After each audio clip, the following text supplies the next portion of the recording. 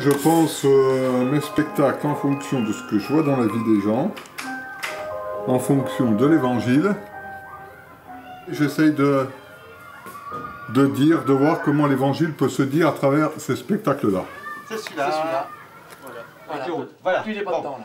Là, il est bon. Quand Loïc chante, on rajoute donc un contre qui arrive du dessus sur lui, sur le micro. Voilà. C'est lui qui commence. Quand je prépare un spectacle, je pense d'abord à ce que je vais dire. À ce que je vais dire, au message que je vais essayer de faire passer aux gens. Lorsque je me prépare, c'est d'abord la relation que je cherche avec les gens. Quand je rentre sur scène, c'est d'abord la relation que je cherche avec les gens. Établir un contact, une relation avec eux. Mais là, je trouve que le maquillage, il est pas terrible, je sais pas pourquoi. Allez, hop là.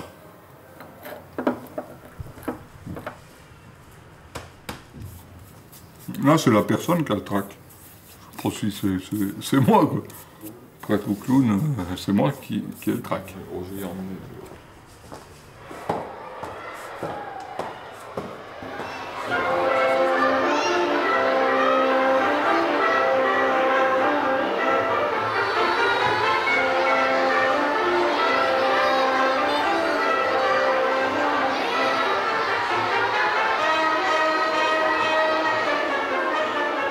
Mais ce soir-là, l'orage éclata sur la ville, la foudre est tombée sur le chapiteau, les lumières se sont éteintes et notre belle trapéziste.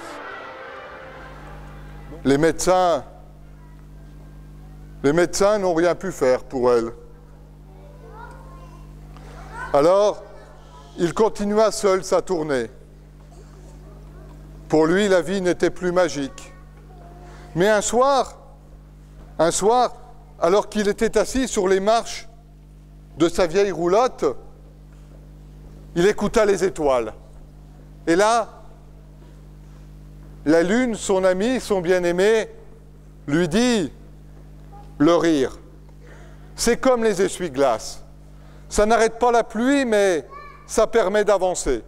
Alors depuis ce jour-là, il est devenu clown pour apporter un peu d'amour et de bonheur au monde.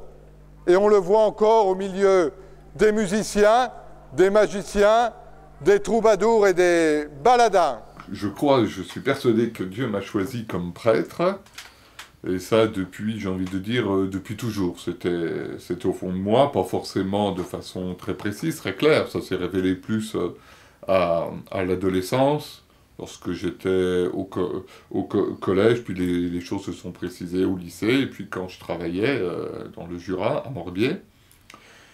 Comme clown, je crois que c'était aussi au fond de moi, parce que je crois que le personnage du clown, c'est quelque chose qui nous colle à la peau. Au sens où c'est son humanité, c'est sa propre humanité que l'on va extérioriser et que l'on va dire aux gens lorsqu'on est en piste ou sur scène.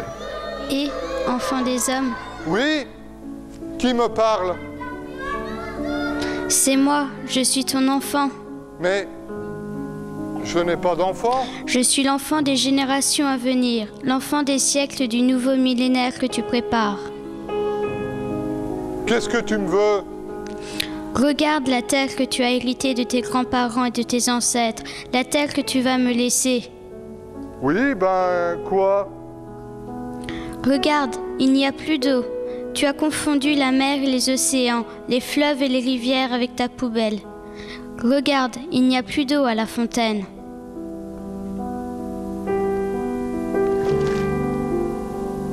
Ouais? Il n'y a plus d'eau. C'est pas de ma faute. Tes animaux sont morts.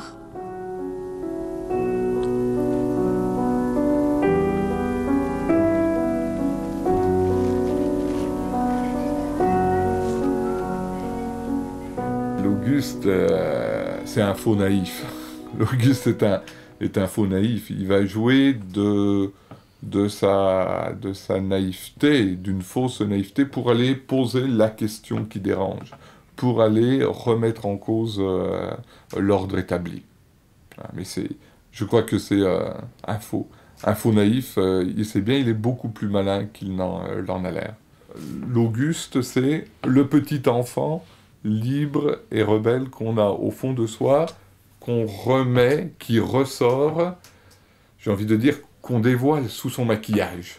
Ah. J'aime bien dire, quand je rentre sur scène, parfois c'est un des prochains spectacles, où je vais me démaquiller pour laisser paraître en moi l'Auguste qui est en moi et le petit enfant libre et rebelle, plein de sentiments et d'émotions.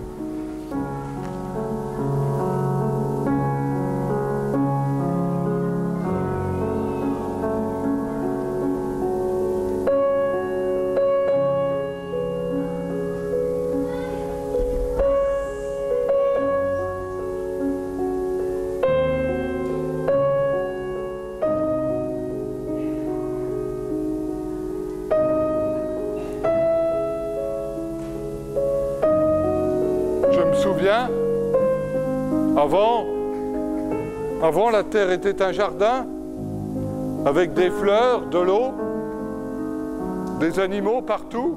Le maquillage de l'Auguste fait qu'on devient saisissable, qu'on se met un peu à nu, entre guillemets.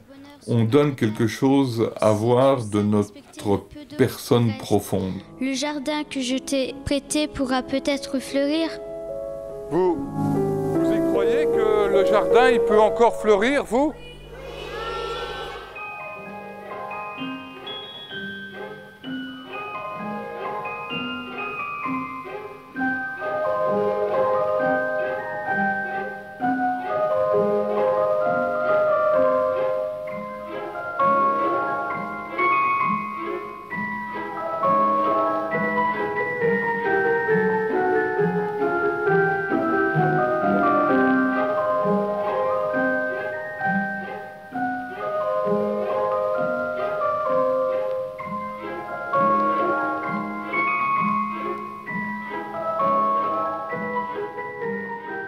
C'est celui qui va dire des choses profondes, l'artiste.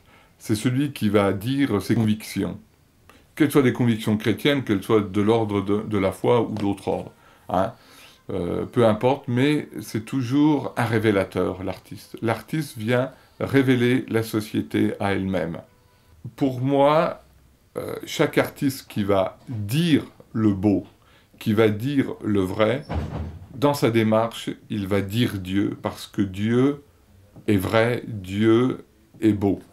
Le clown, quand il rentre en scène, eh bien, il fait rire d'abord avec ce qu'il est. Sa démarche, sa voix, son costume, on rit d'abord de ce qu'il est. Mais il en est conscient et il est suffisamment humble pour accepter d'en faire rire les autres. Et là, je crois que le rire peut être aussi une sorte d'humilité, ou peut nous conduire à l'humilité, contrairement au rire moqueur. Je crois qu'il faut vraiment bien séparer les deux rires, le rire moqueur et le rire signe de l'humilité des hommes. Un vagabond qui vivait de soleil, d'espace et de chansons. Il écoutait le vent, les fleurs et les rivières, jouait comme un enfant, parlait de la lumière. Il partageait ses rires, ses rêves et ses projets, et dans chaque sourire dansait la liberté. L'or, c'était son nom, la la la la la la l'or. Un vagabond qui vivait de soleil, d'espace et de chansons. Puis, Love, je lui demandais comment il faisait pour faire fleurir autant d'amour et de bonheur autour de lui. Et il me dit, tu sais petit, parfois on croit que les gens ont le cœur vide. On pense qu'ils ont un cœur de pierre. Mais m'a-t-il dit, le vide en fait ne demande qu'à se remplir de fleurs pour faire la fête, pour faire fleurir le monde. Dites-moi, vous voulez m'aider à faire fleurir le monde? Le clown n'est pas triste. Le clown peut être heureux malgré la souffrance qui vient l'accabler. Alors, Pour moi, si je suis prêtre et clown, je préfère dire prêtre et clown que prêtre clown. Je sais pas pourquoi. Bon, je préfère dire prêtre et clown, au sens où je suis pleinement prêtre et pleinement clown aussi. C'est parce que j'ai découvert, donc avec d'autres, qu'il y avait une véritable spiritualité du clown, ou au moins de nombreux liens spirituels entre le Christ et le clown. D'abord, ce désir, pour l'un et pour l'autre, d'apporter du bonheur au monde. et vous avez vu le monsieur tout à l'heure qui était là. Il était appuyé sur quelque chose, c'était quoi? Il était appuyé sur une arme. Une arme, c'est fait pour faire la guerre. Mais alors, pour faire la guerre à la guerre, il y a une autre arme qu'on peut utiliser. Regardez bien, c'est celle-là. Regardez bien. Regardez bien. Ah, c'est l'arme du cœur. Regardez bien comment elle fonctionne. Comme ça.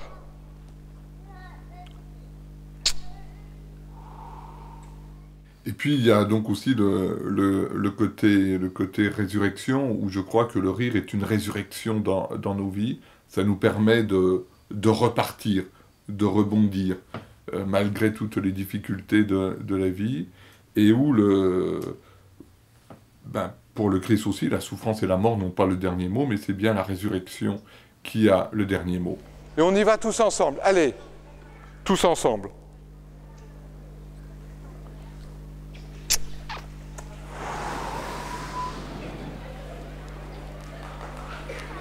Vous savez, vous êtes beau comme ça. Si, c'est vrai. Lorsque je suis sur scène, ce que je recherche d'abord, c'est une communion avec le public. Sentir le public, être en communion avec lui, le voir rire, le voir réagir, le voir s'émouvoir, voir des yeux fixés. Pour moi, c'est ça, c'est d'abord créer une relation avec lui. J'aime bien dire que l'art du clown, c'est l'art de la relation. À toi maintenant.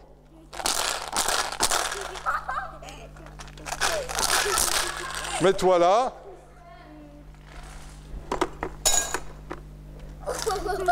Regarde bien, on s'en sert comme ça. Vas-y. Oui, mais il faut regarder le public. Alors, je joue de la musique une fois, puis tous ensemble.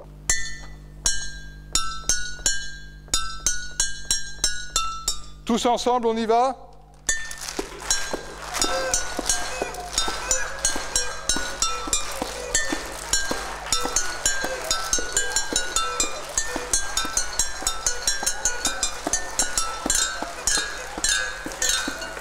On peut les applaudir. Tu me donnes le seau ? Voilà, merci. Merci. Je suis heureux Voilà, parce vous pouvez que retourner à vos places. je suis moi-même. Je suis moi-même, je suis... Ouais. J'ai une humanité que je ne trahis pas, et mon humanité m'a emmené à être prêtre. Mon humanité m'a emmené à être clown. Et c'est ça qui me rend heureux. D'être en vérité avec moi-même. C'est ce que dit Saint Jean, demeurez dans la vérité, et la vérité fera de vous des hommes libres. Et je me sens profondément libre. Troubadours et baladins, et derrière vagabondent leurs refrains. Aux quatre horizons du monde, troubadours et baladins sèment l'espoir qui abonde dans leurs mains. C'est dur la vie d'artiste, oui.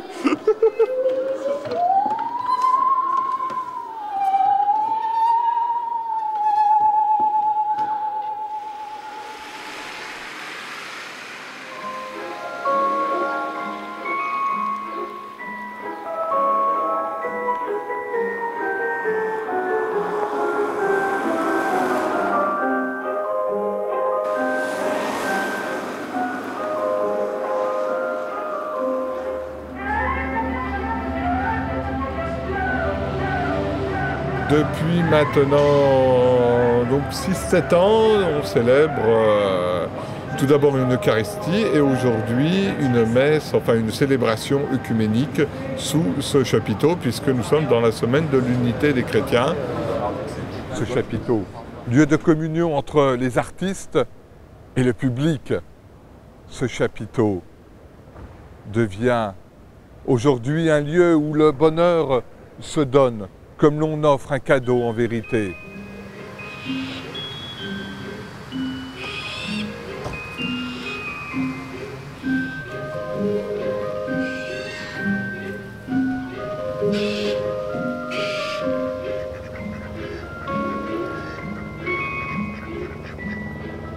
Oui, non, ma foi, les artistes remplissent mieux que Jésus-Christ. Il ne fait pas ça le comble. Venir au Festival du Cirque de Montecade, je n'avais pas forcément pensé un jour, mais depuis toujours, j'allais au cirque avec mes grands-parents.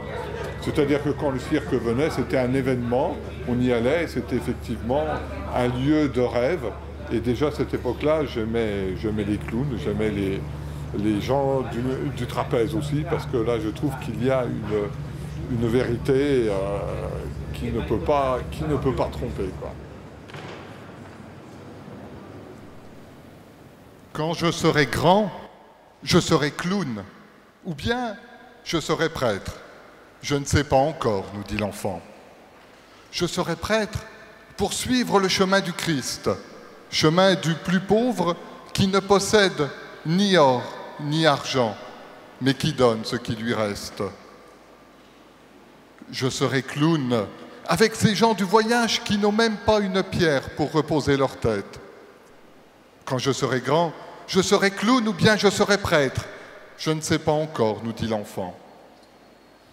Un jour, l'enfant a vieilli, mais il n'a pas grandi. Sur son visage se sont rejoints les larmes du Christ et les larmes du clown, sanglots de la même humanité qui vit au cœur du monde. Alors, les bras en croix, au centre du monde, au cœur de la piste, dans les douleurs de l'enfantement retentit un cri. Laissez venir à moi les petits-enfants.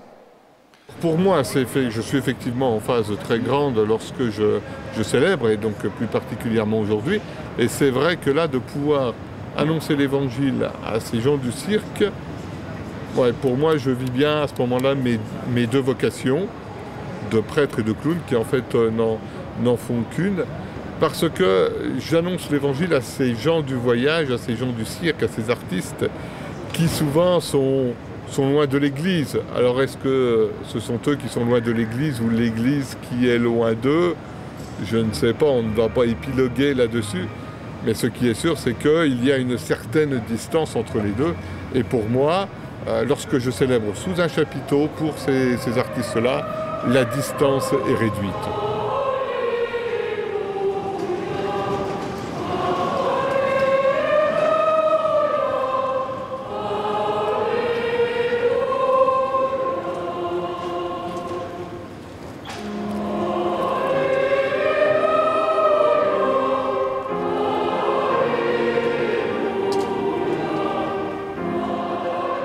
Les artistes ne sont pas éloignés de Dieu. Sans le savoir, je crois qu'ils en sont très proches. Je crois qu'ils en sont très proches parce que l'artiste est d'abord quelqu'un qui se donne lui-même en vérité.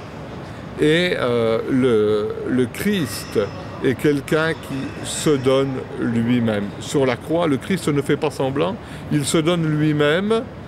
J'ai envie de dire, le Christ ne nous donne rien, mais il se donne lui-même.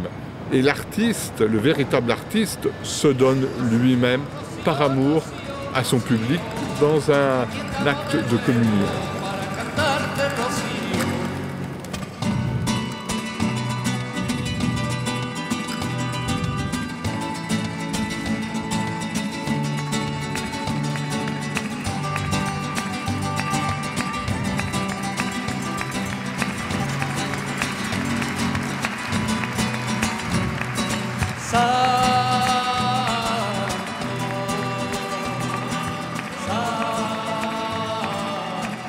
pour moi, il y a des liens spirituels très forts entre le fait d'être clown et le fait d'être prêtre. Il s'agit bien de se donner, et de se donner en vérité. Et les artistes savent bien que tout ce qu'ils sont, tout ce qu'ils ont, tout ce qu'ils donnent, ils le doivent à un autre. Que leur capacité s'épuise au long des années. Et c'est un peuple qui sait d'où il vient et qui sait aussi rendre grâce. Et le prêtre, c'est aussi quelqu'un qui annonce un autre. C'est pas quelqu'un qui s'annonce lui-même, mais qui annonce un autre, Jésus-Christ.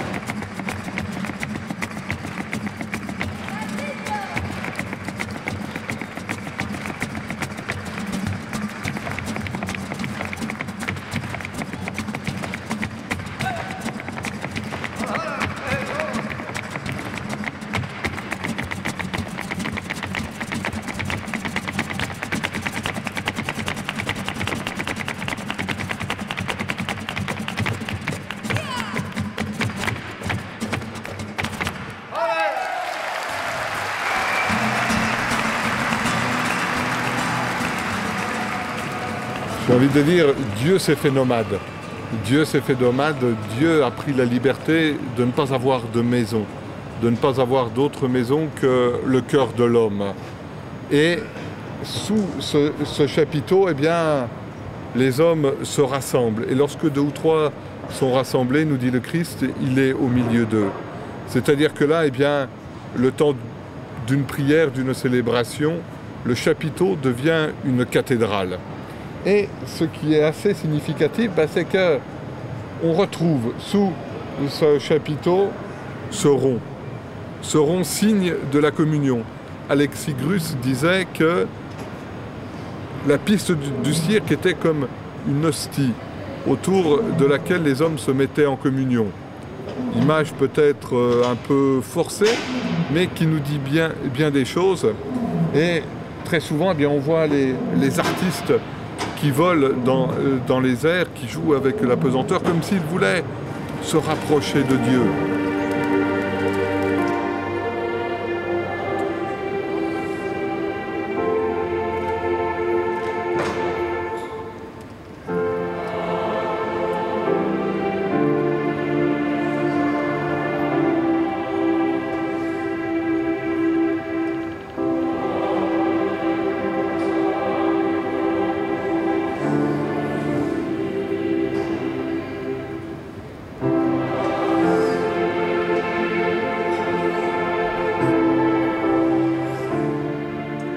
Ce chapiteau devient aussi lieu de communion avec Dieu, lui qui n'a pas d'autre désir que la paix et le bonheur de l'homme. Alors ce soir, ce chapiteau, dressé comme une cathédrale, devient lieu de prière, de célébration œcuménique, d'accueil des autres religions, pour que, ensemble, nous puissions chanter notre merci à Dieu, lui qui nous rassemble.